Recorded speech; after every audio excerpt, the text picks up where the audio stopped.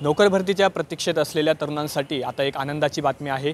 याचं कारण म्हणजे नाशिक महानगरपालिकेत जवळपास 706 पदांसाठी भरती होणार आहे आणि पुढील 15 दिवसात या संदर्भात प्रक्रिया सुरू करण्याचे आदेश जे आहेत ते महापालिका आयुक्तांनी प्रशासनाला दिलेत।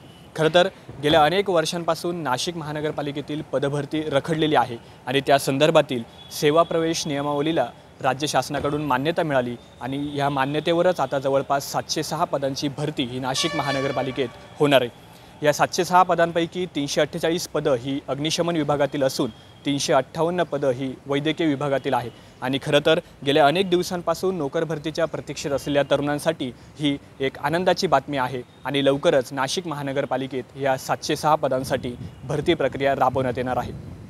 चैतन्य गायकवाड, TV9 मराठी, नाशिक।